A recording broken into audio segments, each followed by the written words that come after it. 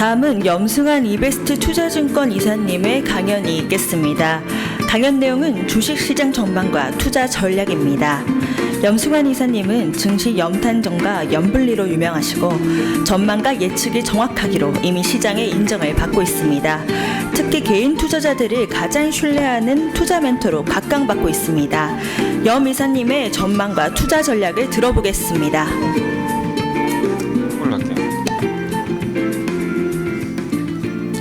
네, 안녕하세요. 방금 소개받은 염승환 이사입니다. 반갑습니다. 안녕하세요. 잠시만 제가 물 좀 한잔 마시고.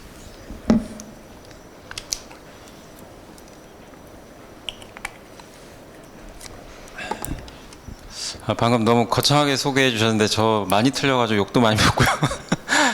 근데 오늘 이제 저기 김영희 그 교수님이 좀 좋은 말씀 또 해주셨는데, 저는 이제 오늘 뭐 제가 해드릴 거는 이제 바톤을 좀 이어받아서 그 올해 좀 저희 이베스트 좀 그 증권에서 보는 이제 뷰도 있고요. 뭐 제 개인적인 뷰도 있는데 증시 전망하고 그 다음에 좀 어떻게 좀 투자하면 좋을지 그거 한번 좀 자료를 만들었으니까 지금 시간이 제가 3시 50분까지니까 한번 좀 부족할 수도 있는데 한번 진행을 해보겠습니다. 그래서 오늘 이제 그 두 가지로 나눠서 좀 말씀을 드리면, 첫 번째가 이제 그냥 되게 단순합니다. 주식 시장에서 주가를 결정하는 요인은 그냥 딱 두 개예요. 두 개인데 이 두 개가 같이 가면 급등하는 거고, 하나만 가면 뭐 천천히 오를 수도 있겠죠. 근데 뭐냐에 따라 달라지는데, 우리나라는 그동안 보면 사실 이익이 올라갈 때 주가가 잘 올라가죠. 당연히 이익 곱하기 PER이거든요. 그러니까 이익은 당연히 뭐 실적 좋아지면 올라가는 거죠. 이게 좋을 때가 2021년도가 있었죠. 2020년 그때 코로나 터지고 막 좋을 때인데 이익이 이제 많이 나면서 반도체 같은 기업들이, 근데 이게 변동이 심하잖아요. 우리나라는 변동이 너무 심해요. 하이닉스가 10조 적자 볼 때도 있잖아요. 20조 볼 때도 있지만, 그러다 보니까 한국 증시 항상 박스권입니다. 예. 그런데 이제 한국 증시가 구조적으로 올라가면 저거를 올려놔야 되는데 PER이 잘 안 올라가요. 한국이 보면 뭐 PER, PBR 얘기 많이 하는데, 저게 이제 PER은 이익 대비 몇 배냐, 시가총액 그거고, PBR은 자본 대비 몇 배냐 이거거든요. 근데 저거를 결정하는 요인은 너무 많아요. 금리가 낮을 때 올라가고요. 사람들이 막 주식을 사고 싶어 해요. 작년에 에코프로 150만 원 갈 때 PER이 얼마였나요? 근데 막 무한정 올라갑니다. 왜? 사람들이 주식을 사니까. 예, 그러니까 그렇게 이제 위험을 많이 선호하면 PER이 자동으로 올라가고요. 두 번째, 기업에 대한 성장성. 앞으로 이 기업이 많이 성장할 것 같다. 지금은 돈을 못 벌어도. 그러면 이제 PER, 옛날에 테슬라가 막 적자인데도 주가 올라갈 때 PER이 막 올라갔죠. 그 다음에 독점력. 이건 이제 워런 버핏이 제일 좋아하는 거죠. 예, 시장을 지배하는 경우. 지금 엔비디아가 또 꽉 잡아버렸잖아요. 그러면 이제 표를 높게 주는 거죠. 누구도 이 영역을 침범 못하니까. 예. 그래서 이제 이런 것들이 결합이 되면 PER이 올라가는데, 또 거기에 한 가지가 주주환원이죠. 주주환원이 돼야 되는데, 근데 우리나라는 저 주주환원이 너무 부족했던 국가 중에 하나죠. 근데 저 주주환원을 하면 일단 이게 EPS라 그러죠. 주당 순이익인데 매출에서 비용 빼면 당연히 이익이잖아요. 근데 여기서 주식수로 나누면 주당 순이익 나오죠. 얘가 작으면 EPS 올라가죠. 당연히 분모가 작으면. 주주환원이 뭐죠? 주식수 줄여주는 거죠. 근데 우리는 이거는 기대한 적이 없죠, 사실. 유일하게 거의 메리츠 금융지주가 이거 해가지고 주가가 5배 갔잖아요. 예. 그러니까 이제 이런 것들이 좀 부족했는데, 근데 뭔가 이제 정부가 이걸 내놓으면서 이걸 이제 건들겠다. 요게 이제 밸류 프로그램인 거죠. 그래서 사실 주가라는 건 결국에 이제 이런 것들이 교집합이 되면 어마어마하게 올라가는데, 제일 중요한 건 저는 이거라고 생각해요. 어쨌든 기업에서 제일 중요한 많이 팔아야 돼요. 어떤 GPU, 지금 엔비디아 GPU 얼마나 많이 팔립니까? 단가도 중요하지만 이게 많이 팔려야죠. 그리고 계속 그게 유지된다는 이제 독점력도 있어야 되고, 마지막으로 주주환원. 이런 게 이제 결합이 되면 한국 증시도 이제 밸류 뭐 뿐만이 아니라 이제 재평가될 텐데, 어쨌든 이제 오늘 그래서 주가는 EPS 곱하기 PE라는 거 먼저 좀 제가 화두를 던졌는데, 그 관점에서 우리나라 시장을 제가 한번 전망을 해볼게요. 근데 이게 맞을지 안 맞을지는 저도 모릅니다. 그러나 결국 우리나라 지금 이익은 누가 결정하죠? 미국 아니면 중국 경기가 결정하는 건 다 알고 계실 거예요. 근데 미국이 더 중요해요. 왜? 수출 비중에서 미국이 더 높아졌어요, 지금은. 그래서 미국을 보셔야 되고, 다만 중국이 2등이지만 중국 비중도 꽤 커요. 그러니까 중국도 더 안 망가지면 좋아요. 그리고 이제 여기는 PER이죠. 그러면 사람들이 주식하게 만들어야 되거든요. 막 주식 사고 싶어 해야 돼요. 그래야 퍼가 올라가는데, 그럼 첫 번째가 정부가 막 지금 밸류 판다 그러죠. 그 다음에 새로운 뭔가가 나와야 돼요. AI, 작년에 뭐 배터리가 있었고, 올해는 바이오, 뜨겁죠. 그리고 금리가 낮으면 당연히 더 좋죠. 사람들이 예금보다는 주식하려고 하겠죠. 그러니까 이게 결합이 되면은 이제 좋은 건데, 그럼 미국 경기를 한번 보면 이게 중국의 수출 비중인데, 중국 수출 비중보다 지금 여기 보시면 파란색 미국이 더 높아졌어요. 그래서 이제 미국 경기가 중요한 거고, 그럼 미국은 소비 국가죠. 근데 저기 보면 맨 끝에 저기 보시면 이제 파란색 선이 밑으로 확 꺾여 있잖아요. 저게 미국의 가처분 소득 대비 가계부채예요. 그럼 미국은 소비 여력이 좀 많아요. 근데 우리나라는 가처분 소득 대비해서 가계부채가 굉장히 많은 국가, 아마 다 알고 계실 거예요. 중국도 만만치가 않죠. 근데 이제 미국은 자기 가처분 소득 대비해서 가계부채가 100%가 안 되기 때문에 저희가 이제 분석했을 때는 소비 여력이 아직 남아있다, 이렇게 좀 보고 있고요. 그리고 미국 가계, 여기도 이제 지표가 나와 있지만 가계 순자산이고, 순자산이 정말 끝도 없이 올라갑니다. 왜냐하면 미국 주식시장이 좋으니까. 부동산도 나쁘지 않고, 거기에 미국의 가계부채 비율은 확 떨어져 있어요. 예. 그러니까 아직은 미국이 좀 너무 주식시장이 좋아서 그게 걱정이지, 미국의 뭐 경기가 망가질 것 같다, 이거는 징후는 아직은 없어요. 예.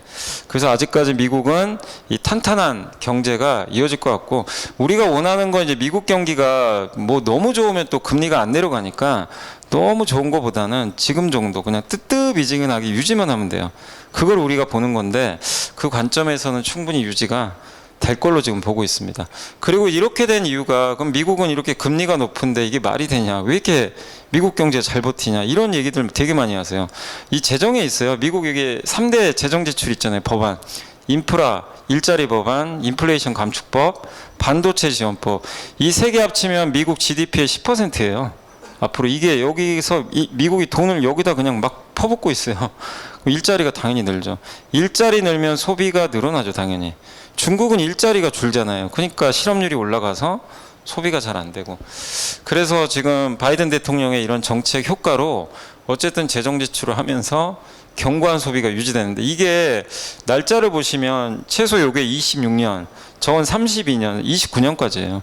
근데 트럼프 전 대통령이 당선됐다고 이게 없어질까요? 지금 하고 있는 거를. 예.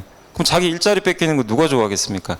그래서 이거는 저는 정권과 상관없이 그냥 간다, 이렇게 보고 있어요. 그래서 트럼프 전 대통령이 되면 뭐 규모가 축소될지 모르겠지만 방향성은 저는 문제 없다, 이렇게 보고 있고, 그리고 이제 우리나라에서 중요한 게 저 재고 사이클인데, 제조업은 재고 사이클이잖아요. 근데 미국이 저 맨 위에 있는 그 파란색 진한 석선이 확 떨어져 있죠.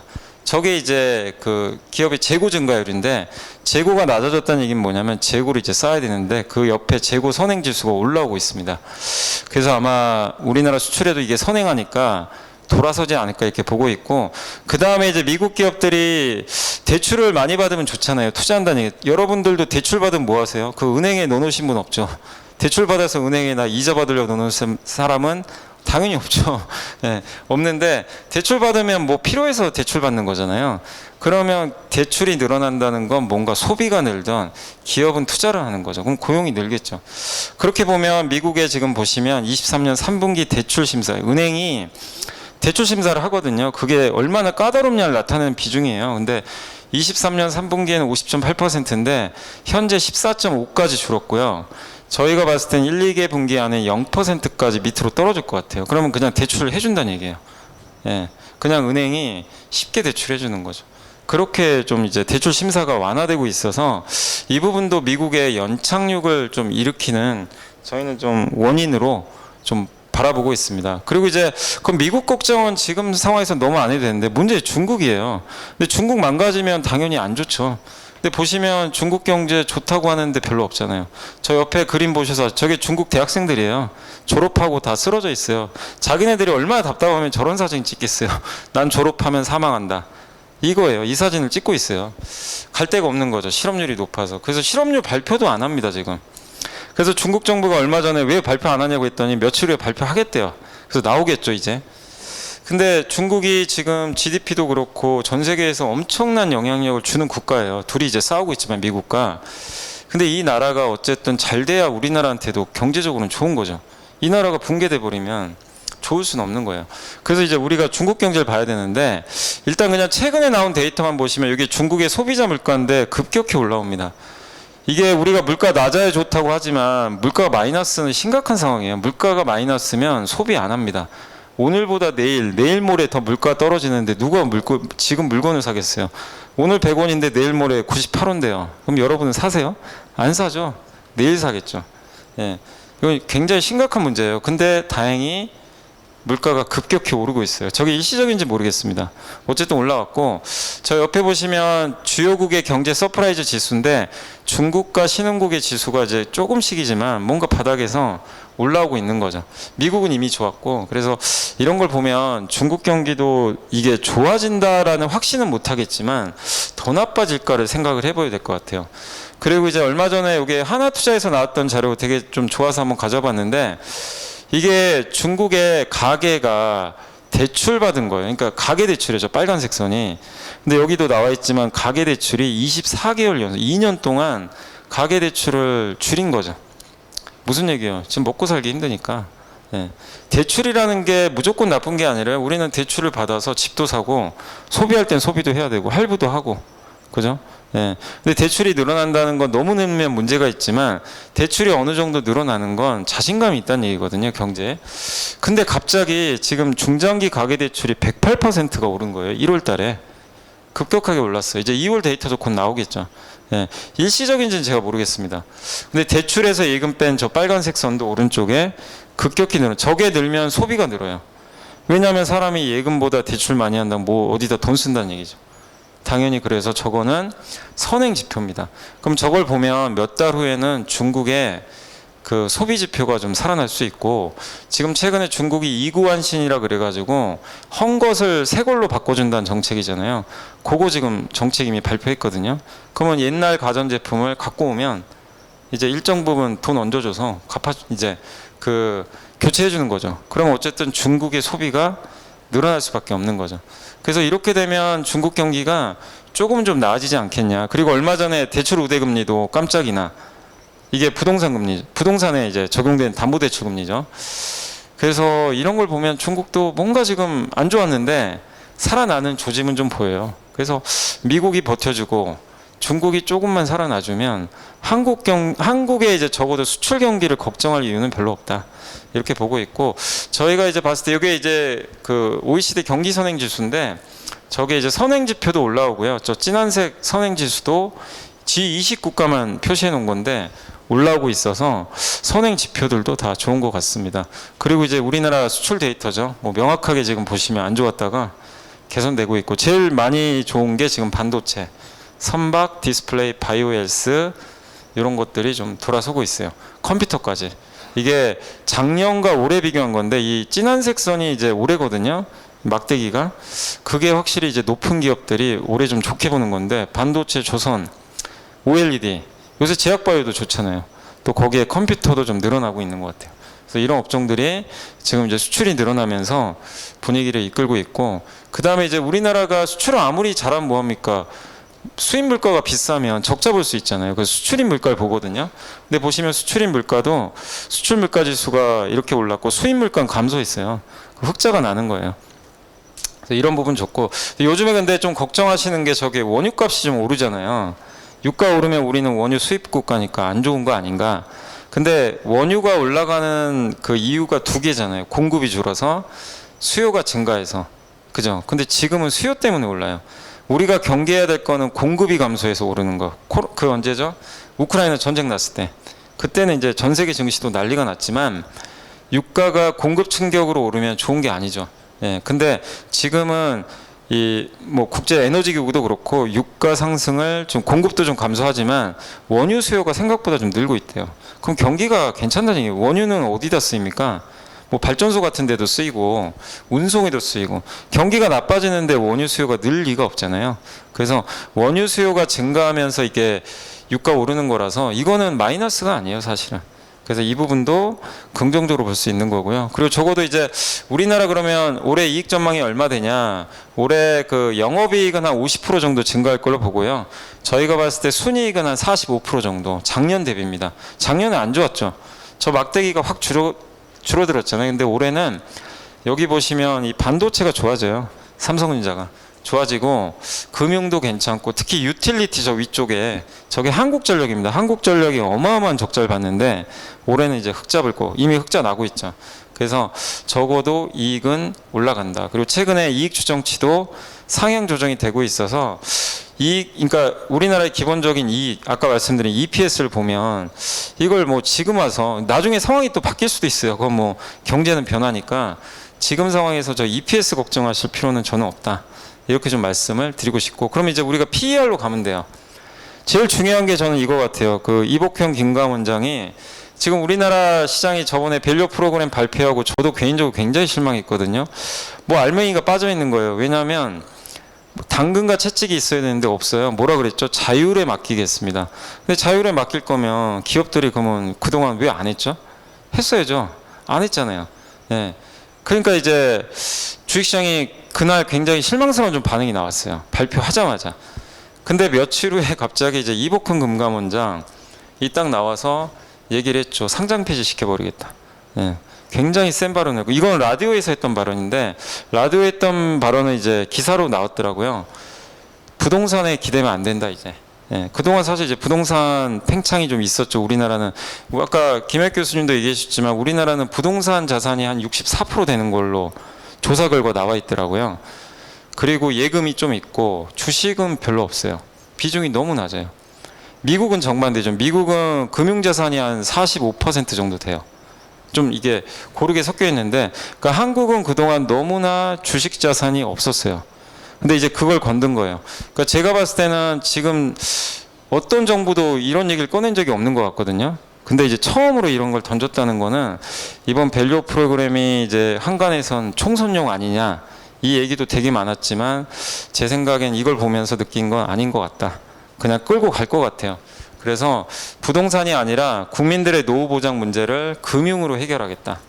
요걸 이제 이복훈 금감원장이 직접 얘기를 했습니다. 그래서 저도 이제 고민해보고 보고서도 찾아보고 결론을 낸 결과 지금 이게 맞는지 몰라요. 근데 정부의 생각은 이게 아닌가. 뭐냐면 지금 우리나라 그 아시겠지만 그 저기 출산율 지금 심각하잖아요.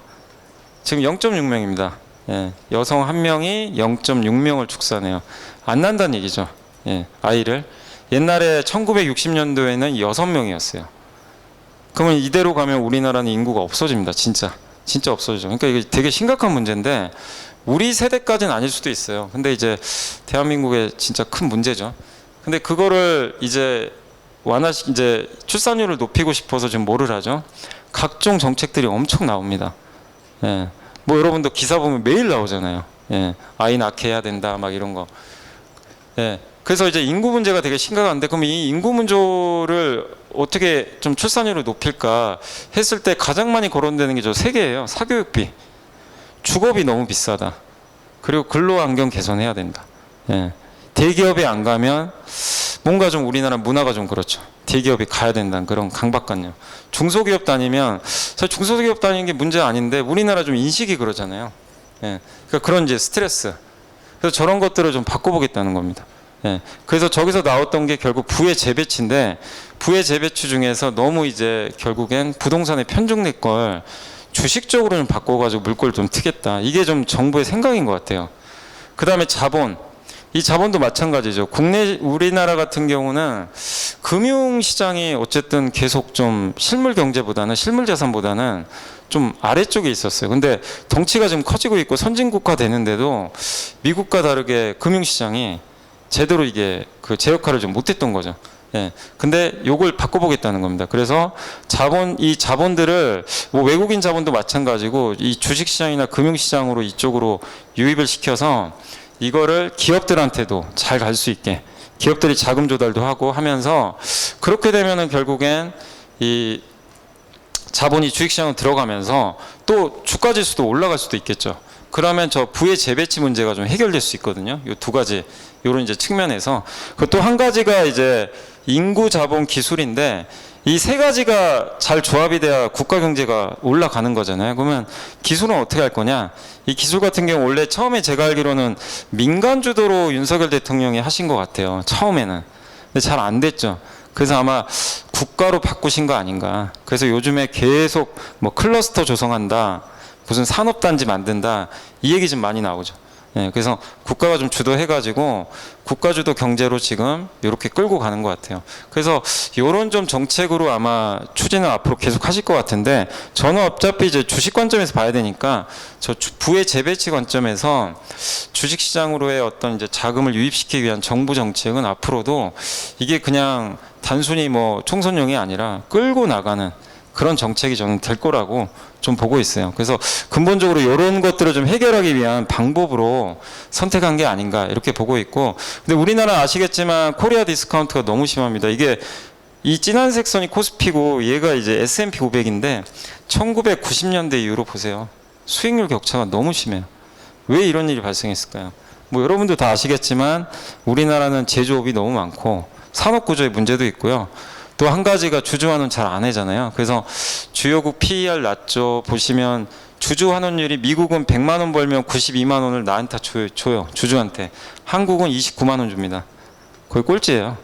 예, 이게 너무나 지금 명확한 현실이고, 배당 수익률도 상대적으로 높죠. 그러니까 자사주 매입도 좀 소홀하고 배당 수익률도 낮고, 이거를 이제 바꾸겠다는 거죠. 근데 저도 한번 적어봤는데 한국 증시에 가면 재평가 받으려면 저 조건들이 다 맞아 떨어져야 된다고 저는 생각합니다. 근데 제일 중요한 건 지배구조 개선이에요. 대주주와 소액주주의 이해관계를 일치시켜야 돼요. 대표 기업이 메리츠 금융지주잖아요. 이해시켜버렸죠. 예, 주가 갑니다 그냥. 예. 근데 그러지 못한 기업들은 주가가 돈을 아무리 많이 벌어도 못 가는 게 우리 한국의 현실이었죠. 예. 그래서 저런 것들을 이제 정부가 건들려고 하는 것 같아요. 근데 진짜로 제대로 법도 바꾸고 할지는 그건 알 수는 없습니다. 그러나 저런 게 된다면 저게 돼야 이게 정부가 추진하는 요게 되는 거예요. 그러면 가계의 자산이 바뀌어요. 부동산에서 주식 쪽으로 바뀔 수가 있겠죠. 예. 그래서 그런 걸 이제 처음 시작하니까 장기적인 관점에서 봐야 되고, 근데 어쨌든 이걸 한다는 것 자체는 주식시장에 당연히 호재죠. 그래서 저는 PER이 올라갈 수 있다고 보는 거고, 그 다음에 이제 아까 제가 금리 말씀드렸지만 올해 미국은 금리 인하합니다. 뭐 3번이냐 2번이냐 이걸 너무 그냥 뭐 2번 하니까 이제 악재니까 주식 팔자 이러지 마시고, 왜 인하하느냐가 중요해요. 하긴 하는데 1990년 이후로 경기가 나빠서 금리 인하했을 때는 대부분 주가 빠졌어요.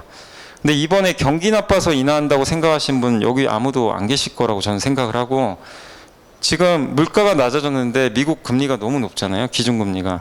자연스럽게 낮춰야 되거든요. 근데 지금 생각보다 경기가 더 좋으니까 원래 3번 낮출 걸 이번에 2번 낮춘다 이런 얘기 있는데, 그러나 과거에도 금리를 물가 때문에 낮췄을 때는 다 올라갔어요. 미국 증시가. 역사적으로 이건 데이터가 있으니까. 그리고 얼마 전에 파월 의장이 그 얘기를 했거든요. 금리 인하 확신 가질 때까지 얼마 안 남은 것 같다. 예. 근데 이 말을 했는데 갑자기 이제 오늘이죠. 오늘 이제 내일 새벽이죠. 새벽에 FOMC에서 또 딴소리 하실지 제가 모르겠는데 워낙 또 오락가락 많이 하시니까 얼마 전에 저 얘기를 분명히 했거든요. 하원 청문회에서. 근데 말이 바뀔지는 모르겠습니다만은 금리 인하는 그래서 저는 한 6월에는 하지 않을까 이렇게 좀 예상을 하고 있습니다. 그래서 이것도 괜찮고, 그 다음에 이제 새로운 먼저 성장 산업이 있어야 사람들이 막 열광해서 주식을 할 거 아니에요. 뭐 저성장하는 산업에 사고 싶은 사람 그렇게 많지 않을 거고. 그래서 작년에 배터리가 그 역할을 해줬고, 그럼 올해는 뭐냐 이거죠. 올해는 다 AI죠. 근데 이번에 젠슨왕이 나와서도 얘기했죠. AI. 예. 근데 AI 수요가 우리 생각보다 여러분 상상보다 훨씬 커요 지금. 이게 보통 큰 게 아닙니다. 예. 그래서 이 얘기들이 다 거짓말이 아니고, 뭐 빨간색으로 표시해드렸지만 오픈 AI도 저기 그 샘 알트만도 한국에 와서 얘기했었고, 예. 지금 보시면 오라클도 데이터 센터 지어야 되는데 AI 때문에 보잉 747 8대를 세울 수 있는 공간에 거기다 건설하고 있대요. 예. 부족한 거예요. 그러니까 반도체가 난리가 난 거죠. 예. 그걸 할 수 있는 건 반도체가 있어야 되는 거니까. 그러니까 이렇게 성장을 한다라면 우리가 당연히 PER 높게 줘야 되겠죠. 그리고 또 한 가지가 이제 엔화죠. 그래서 사실 이걸 제가 이 자료를 보낸 거는 사실 이제 오늘 보낸 게 아니기 때문에 그 전에 좀 보낸 거예요. 그래서 이제 마이너스 금리 해지할까 안 할지 그땐 제가 쓸 땐 몰랐어요. 근데 저는 할 거라고는 봤는데 어쨌든 어제 마이너스 금리 드디어 해제됐습니다. 그래서 근데 오히려 엔화가 약해졌어요. 되게 아이러니하죠. 왜냐하면 미리 선반영을 했고 이게 금리 인상이냐 정상화지 이런 또 의견도 있어요. 그리고 다음 인상 언제 할 건데. 그러니까 이제 그냥 이벤트 끝이네. 그래서 오히려 엔화가 약해졌어요. 저는 그렇게 안 보고 17년 만에 금리가 올라간 거예요. 이거는 어마어마한 변화예요. 그러니까 단지 엔화가 뭐야 이거 강세가 아니라 왜 약세로 가 이거 보고 그냥 실망하는 게 아니라 그건 너무 단편적인 거고요. 일본이 17년 만에 금리를 올렸단 말이에요. 그럼 여기서 끝날까요? 임금 인상률을 보세요. 5%가 넘어요. 이제 중소기업까지 요구를 할 거면 이건 대기업들이에요. 일본은 중소기업 비중이 70%예요. 거기서도 임금 인상 요구가 거세지는데 그러면 중소기업 회사들이 우리 힘들어요. 임금 못 올려주겠습니다. 지금 정부는 계속 압박을 넣거든요. 결국 올라와요. 그러면 금리 인상 저는 올해 한 번 더 할 거라고 보고 있어요. 그럼 결국 방향은 뭐죠? 엔화는 강세로 갈 가능성이 높아요. 예. 그렇기 때문에 우리 엔화가 강세일 때 위 말씀 왜 드리냐면 코스피에 좋았거든요. 항상. 일본과 경쟁하니까. 달러는 상대적으로 약해지겠죠. 거기에 중국 경기가 좀 받쳐주면 달러가 좀 더 낮아지겠죠. 근데 지금 달러가 잘 안 떨어지는 게 FOMC에서 금리 안 낮출 것 같으니까 3번이 아니라 2번만 한다고 하니까 시장이 이거 달러 그러면 쉽게 안 떨어지겠는데 이 생각을 하는 거죠. 근데 6월에 어쨌든 이제 금리 인하 들어가면 이렇게 되는 거죠. 미국은 이제 금리 인하 사이클 들어가죠. 그럼 달러 약세 요인이죠. 일본은 어쨌든 17년 만에 금리 올렸어요. 그러면 엔화 강세 요인. 위안화는 중국 소비에 달려 있어요. 뭐 그건 중립이라고 하더라도 그럼 적어도 요새 유럽도 괜찮거든요. 그러면 너무 강했던 이 달러가 조금씩은 꺾이겠죠. 이거는 당연히 우리나라한테 호재죠. 예.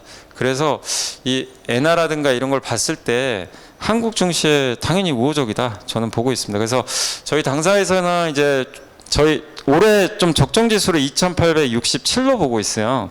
저희가 계산을 해보니까 다만 요거는 변수에 따라서 3,000도 갈 수 있고 아니면 그거보다 낮아질 수도 있어요. 그러니까 앞으로 실적이나 이런 밸류업을 봐야 되겠지만 일단 저희는 2,867 바닥은 2,480 정도. 그래서 혹시라도 만약에 증시가 또 막 흔들려가지고 2,600이 깨지면 더 좋고요. 사긴 좋죠 그러면.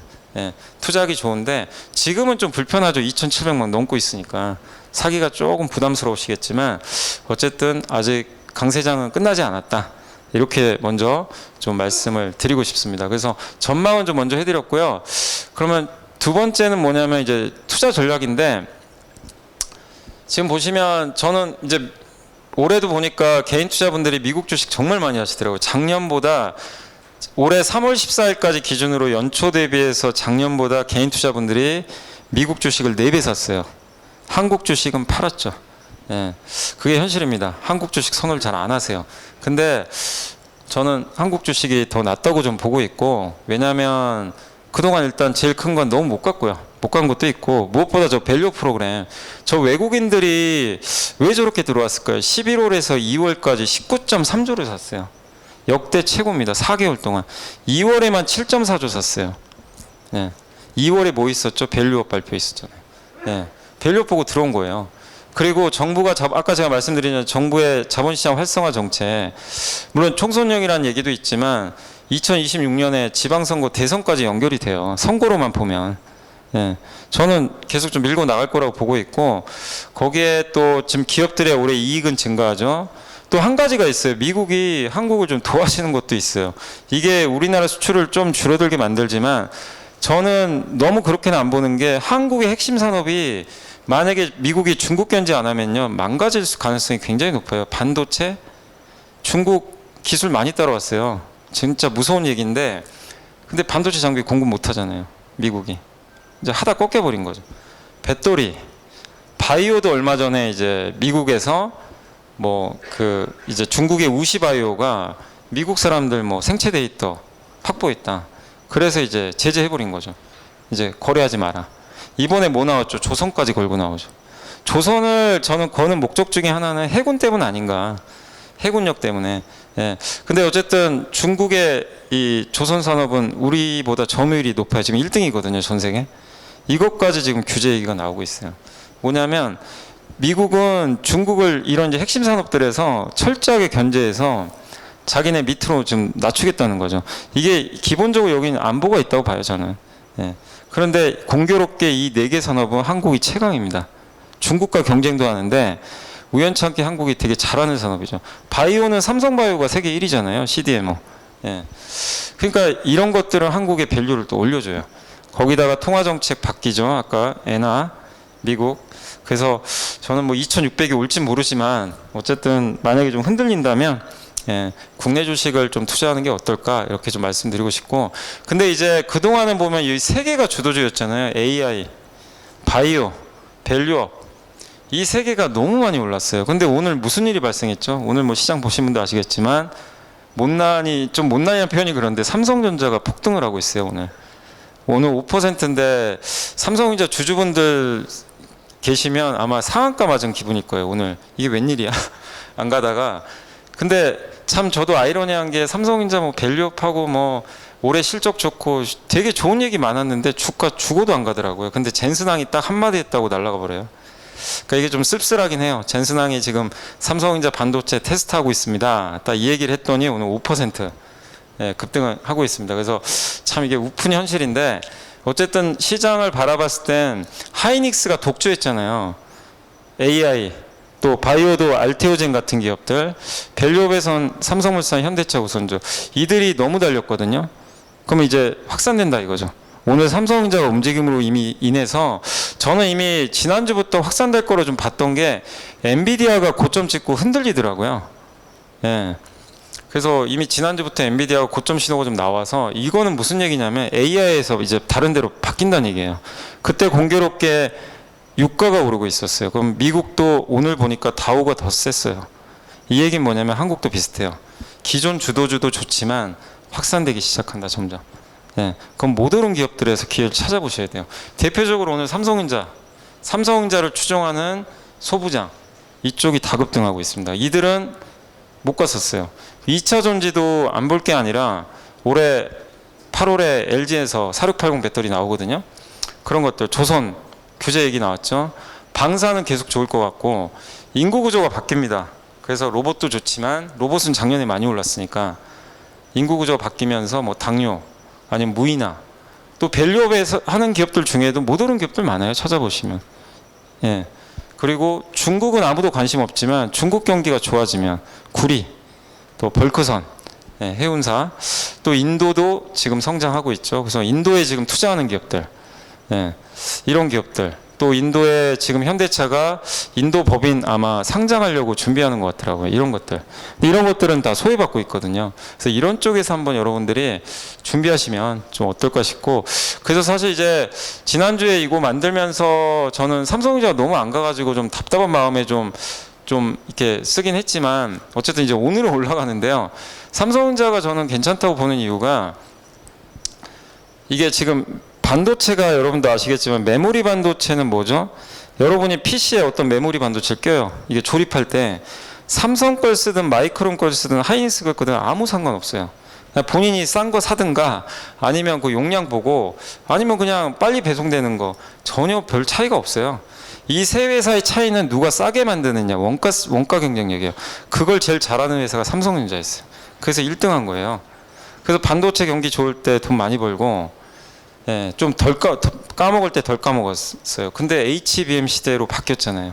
HBM은 그렇게 만들어 파는 게 아니에요. 엔비디아가 주문을 줘요. 하이닉스 이거 좀 만들어줘. 그럼 하이닉스 주문 받고 만듭니다. 미리 만드는 게 아니에요. 그래서 미리 1년치를 다 주문을 받아 놓습니다. 반도체가 바뀌어 버렸어요. 그러니까 커머더티라는 얘기 많이 쓰죠. 범용 제품. 그냥 누구나 미리 만들어 놓고 그냥 와서 사가고 별 차이도 없고. 그게 그동안의 메모리였어요. 근데 HBM은 그걸 바꿔버린 겁니다. 근데 맞춤형으로 바뀌니까 무슨 일이 발생합니까? 삼성전자 못 들어가요.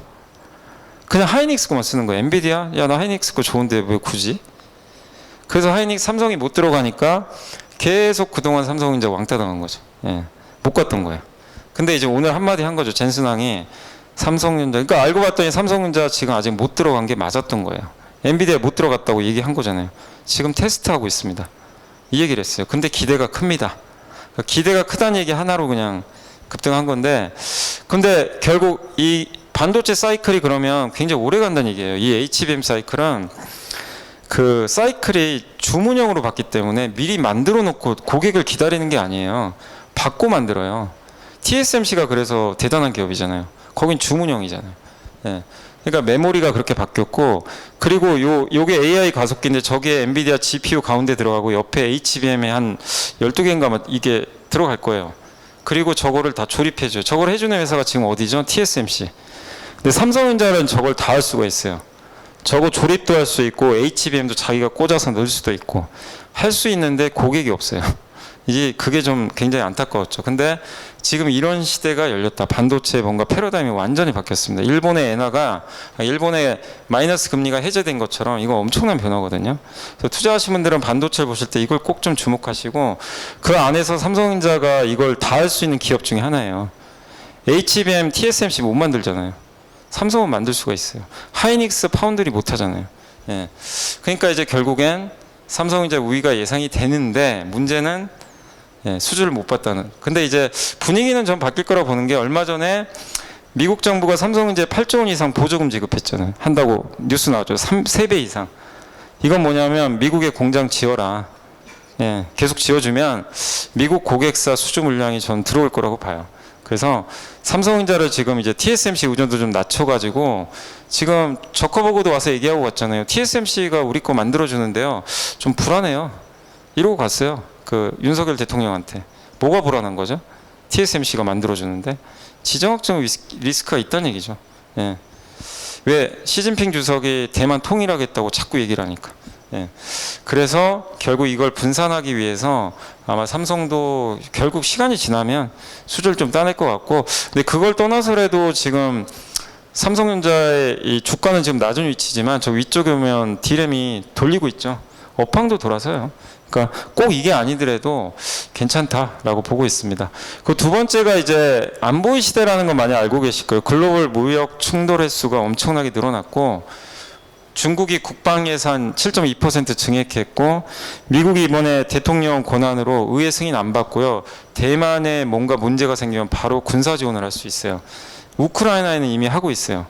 무슨 얘기냐, 저것만 보면 답이 나오죠. 미국은 대만 전쟁에 대비하고 있는 거예요. 실제로. 대만 전쟁이 안 일어나야죠. 근데 미국은 발표했잖아요. 준비하고 있다고. 5억 달러 언제든지 지급할 수 있게. 근데 트럼프 전 대통령이 되면 안 할 수도 있어요. 트럼프는 성향상 관심이 없어요. 다른 나라에 뭐 전쟁 나고 말고 아무 관심이 없는 사람입니다. 그래서 대만 그것도 개입 안 하겠다고 얘기했어요. 그래서 트럼프 전 대통령이 되면 뭐 오히려 좀 안보가 뭐 모르겠어요. 뭐 어떻게 될지 모르지만, 근데 어쨌든 지금 바이든 대통령은 대만 전쟁을 좀 준비하고 있는 거죠. 실제로는. 본인 입으로 얘기는 안 했지만. 그럼 방산이 좋을 수밖에 없죠. 그래서 우리나라 방산주들 많이 갔잖아요. 뭐 LIG 넥스원, 뭐 하나 에어로스페이스. 제가 말씀드린 거는 너무 옳은 걸 보지 마죠. 이제 와서 뭐 그거 쫓아가서 뭐 하겠어요. 중소형 방산주들도 있거든요. 그러니까 대표적으로 이렇게 155mm 포탄 만든, 아마 이 기업 아실 거예요. 요것도 있고, 백악관에서 이게 좀 부족하다고 얘기했던 것 같고, 저게 우리나라가 저 전차랑 장갑차 만드는데 사실 저 안에 제일 중요한 게 엔진이거든요. 엔진과 변속기는 한국이 지금 국산화가 안 돼 있어요. 저 라이센스 다 독일에서 받아요. 그래서 독일이 승인해줘야 중동에 수출 가능해요. 근데 거의 끝나가는 것 같더라고요. 그럼 저기 이제 관련된 뭐 저기 기업도 몇 개 적어드리긴 했는데, 저런 기업들이 이제 국산화가 끝난다면 당연히 이제는 매출이 더 많이 나올 수밖에 없겠죠. 예.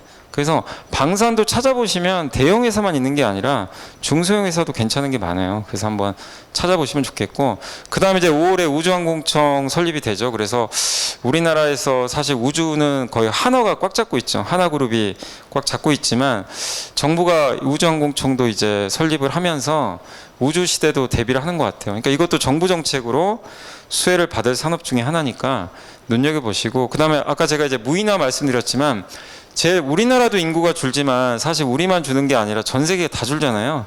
인도 빼고 인도만 증가. 그러면 고령화되고 있죠. 나이는 들어요. 왜? 젊은 사람들이 줄어드니까. 그러면 덴탈이나 피부 미용이나 아까 당뇨 환자가 늘 수밖에 없죠. 예. 60대 이상, 그 우리나라 인구 60대 이상에서 10명 중에 3분이 당뇨병 환자래요. 지금. 그 정도로 좀 많이 걸려요. 그래서 요거 치료제라든가 요 관련된 이제 산업이 커질 수밖에 없고, 자동화 수요, 뭐 AI 로봇, 또 자율주행 무인화, 이런 시장 커질 수밖에 없다. 다만 이쪽 관련된 기업들의 주가가 좀 워낙 올랐으니까 항상 말씀드리지만, 아무리 좋아도 너무 비쌀 때 사면 의미가 없잖아요. 그래서 충분한 조정이 나올 때 한번 관심을 가져보시면 좋겠고, 그래서 저는 이제 특히 요즘에 저도 당뇨 공부 좀 많이 하거든요. 제가 뭐 그거에 뭐 학업을 하기 위해서 하는 건 아니고, 당연히 이제 주식 관점에서 이 시장이 좀 커지니까. 그래서 당뇨가 무섭잖아요. 합병증이고 실제 뭐 치료제가 딱히 있는 것도 아니고. 예. 근데 비만 치료제도 나온 것처럼 어쨌든 이제 이 당뇨가 되게 무서운 병인데, 요거를 이제 치료하는 치료제들도 지금 나오기 시작을 했고, 예. 점점 우리가 고령화되면서 당뇨 걸릴 확률은 사실 높아질 수밖에 없거든요. 그러니까 앞으로 수요가 큰 데서 우리가 투자를 해야 되겠죠. 네, 그런 관점에서 한번 말씀드렸고, 그 다음에 조선을, 저는 개인적으로 조선업종을 상당히 좀 긍정적으로 보고 있는데, 두 가지 면이 있어요. 사실 미국이 규제할 거라고는 전혀 상상도 못했어요. 근데 어쨌든 이것 때문에 전 좋게 보거든요. 이 CII 규제가 들어가요. 그래서 배를 등급으로 나눠요. 탄소 배출 많이 하면 D2등급은 퇴출당합니다. 너네 운항하지 마. 2등급은 퇴출이고요. D등급은 반성문 쓰게 만들어서 너 어떻게 할 건지 사유서 써. 그래서 잘하면 이제 운행하게 해주고, 아니면 완전히 저속으로 운행해야 돼요. 그리고 이 C등급은 보통인데 얘네들도 시간이 지나면 이쪽으로 떨어집니다. 왜? 우리 내연기관차도 나중에 연비 점점 안 좋아지잖아요. 오래 타면. 그래서 배를 바꿔야 돼요. 이거는 그냥 이제 의무화 될 수밖에 없는 거죠. 그래서 올해 아마 2분기부터 이게 시행이 되거든요. 근데 전 세계 조선소는 이제 몇 개 없습니다. 조선소가 저렇게 많았다가 수요는 느는데 공급은 제한적이다. 이런 산업에 투자를 해야 되겠죠, 당연히. 그런 산업이 뭐죠? AI 산업이죠. 예. 수요는 폭발하는데 만드는 회사가 엔비디아밖에 없어요. 예. 근데 조선사는 물론 더 많지만, 옛날에 조선사가 300개가 넘었는데, 큰 조선사가 지금은 거의 150개 반토막 나버렸죠. 그나마도 제대로 만드는 회사 몇 개 없어요. 예. 우리나라도 지금 뭐 거의 한 4개밖에 안 남았죠. 4개인가 5개. 예. 그리고 또 한 가지가, 이건 저도 깜짝 놀란 게, 조선을 중국을 규제할 거라고는 상상도 못했는데, 미국 5개 노조가 중국 조선 규제 요청. 미국은 점유율이 0점인데 사실 규제할 이유가 없어요. 자기네 뭐 경쟁이 안 되잖아요. 경쟁이 안 되는데 갑자기 규제해달라고 이렇게 요청했어요. 그러니까 되게 처음에 좀 황당했던 거죠. 근데 결국에 이 미국 입장에서는 이 해군 때문 아닌가. 얼마 전에 항만 크레인도 그렇고, 이제 중국의 해군력이 엄청 올라가고 항만 크레인도 거의 중국 기술들이 많이 들어가 있다 보니까, 옛날에 통신 장비에 스파이칩 심어가지고 감시한 것처럼 이 싫은 거죠. 미국 입장에서는. 자기는 안보 문제가 있으니까. 그리고 해군력이 떨어져 있다 보니까 한국과 일본의 그 해군력, 그러니까 우리나라도 지금 군함 잘 만들잖아요. 아마 이런 것들에 대한 요청을 할 것 같아요. 그래서 다음 달에 한국의 하나의 그 김동관 부회장하고 HD 현대그룹의 그 거기 이제 부회장님이신가요? 그분이 이제 해군 제독, 미국 해군 제독 초청을 받아서 미국 가요. 해군 제독이 불렀어요. 그 얘기는 뭐죠? 해군 뭐 배를 만들어 달라 할지는 모르지만 뭐 그건 쉽지 않을 것 같고, 배 정비를 맡길 것 같아요. 미군 해군 군함이 30년이 넘어요. 지금 너무 노후화됐어요. 이 시장도 열리겠죠. 그래서 조선 이거를 그냥 단순히 그냥 뭐 저러다 말겠지가 아니라 굉장히 큰 사건으로 보실 필요는 있다. 그래서 저는 조선업종에도 좋을 것 같고, 요건 이제 배터리 쪽은 철저하게 이제는 여러분이 기술로 보셔야 될 것 같아요. 실현 가능한 거. 그래서 저는 개인적으로 올해 좋게 보는 건, 전고체 배터리는 많은 분들이 관심 많지만 그건 솔직히 잘 모르겠어요. 27년에 나오는데 그때 나온다는 보장도 없고, 그거 나와도 대중화가 될지는 알 수가 없어요. 그러니까 너무 먼 미래예요. 그래서 저는 좀 사실 전고체보다는 지금 올해 8월에 이거 나옵니다. 이거 LG엔솔 여기 김동면 대표가 본인이 직접 언급했잖아요. 4680 원통형. 예. 그 다음에 바톤 이어받았죠. 삼성 SDI 최윤호 대표가 우리는 내년 초에 양산하겠습니다. 이 둘이 경쟁하는 거예요. 원통형, 굉장히 큰 배터리. 이걸 테슬라가 지금 원하는 거죠. 예. 그래서 이 두 개 회사가 어쨌든 이제 경쟁을 할 텐데, 여기 관련된 밸류체인들 많잖아요. 검색해보면 나오겠죠. 그래서 그냥 우리 현실적으로 보자 이거죠. 배터리도. 또 한 가지는 LFP는 저는 된다고 봐요. 이미 들어오고 있어요. 이거는 뭐 우리가 싫고 좋고의 문제가 아니라 중국산 LFP 배터리가 시장을 장악하고 있어요. 오죽하면 이게 테슬라 계획이잖아요. 테슬라가 앞으로 마스터 플랜 3에서 뭐라고 했냐면 LFP 비중을 62%까지 늘리겠다고 했어요. 테슬라가 하면 그냥 하는 거예요. 방법이 없어요. 그러면 우리도 LFP 준비를 해야 되고 LFP 관련된 기업들 볼 필요가 있다. 예. 그래서 우리나라에도 저 레이차가 많이 팔린 건 아니지만 저게 가격이 2,700만 원짜리예요. LFP를 달았기 때문에 가능한 거예요. 보조금 받으면 2,000이죠. 2,000, 전기차가 2,000이면 살 수 있죠. 예. 굉장히 싸잖아요. 예. 그러니까 지금 전기차가 안 팔리는 이유 중에 하나가 너무 비싸요. 예. 테슬라도 마찬가지고 그래서 LFP를 탑재하는 건 좀 대세가 될 수밖에 없는 것 같아요. 성능을 떠나서라도. 예. 그래서 저는 4680과 LFP 배터리에 좀 주목해야 된다 올해는 그렇게 좀 생각하고 있고 마지막으로 이제 거의 다 왔는데요. 원자재 얘기 잠깐만 해드리면 저도 이제 구리가 최근에 좀 올라가긴 하지만 구리는 중장기적으로 저는 굉장히 좀 긍정적으로 보고는 있거든요. 근데 구리도 똑같아요. 수요와 공급만 보시면 돼요. 일단 첫 번째 수요가 늘까? 수요 당장은 안 늘어요. 왜? 중국이 인프라 투자를 많이 해야 되는데 아직은 아니에요. 근데 점진적으로 늘리겠죠. 왜냐하면 올해 재정 적자 좀 늘린다 그랬거든요. 그 특별국채. 그럼 적어도 중국의 부동산이 조금 좀 살아나면 중국의 그 구리 수요는 최악은 좀 지나지 않을까 이렇게 보고 있고 요 위에 있는 건 중장기 수요인데요. 보시면 구리가 어디 들어가죠? 부동산에도 들어가지만 저기 태양광, 풍력, 전기차 다 들어갑니다. 전력망. 요새 전력망 없다 그러죠. 전선주들이 좋잖아요. 그래서 구리 수요는 중장기적으로 그런 것 때문에 좋고 이게 구리 수요거든요. 전기차에 훨씬 많이 들어가고요. 해상 풍력, 육상 풍력, 태양광, 원전. 이게 다 앞으로 대세잖아요, 지금. 이쪽에 전방 수요가 좋아요. 그러니까 중국 경기만 좀 받쳐주면 훨씬 좋고 근데 구리 재고는 줄고 있어요. 왜 그러냐면은 구리가 공급이 없어요 지금. 구리 저기 칠레 광산들이 너무 오래돼 가지고 하나를 캐도 제대로 지금 이 품이라 그러죠. 그러니까 내가 하나를 캤는데 품질이 안 좋아요. 옛날 광산이다 보니까. 그러면 100개를 캐도 20개만 제대로 된 거죠. 공급이 늘 수 없어. 그러면 신규 광산 만들면 되는 거 아닙니까? 신규 광산 만들어서 언제 캐요? 10년 걸리는데. 예. 이게 방법이 없어요 딱히.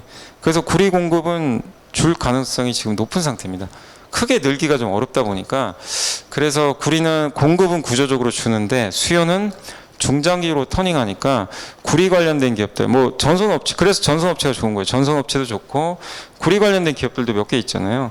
이런 쪽도 원자재 쪽에선 저는 좋지 않나. 그래서 저는 이 리튬보다는 올해는 구리가 그러니까 원자재를 하신다면 구리나 원유 쪽이 좀 더 유리하지 않나. 근데 리튬은 아마 하반기는 좀 괜찮을 것 같아요.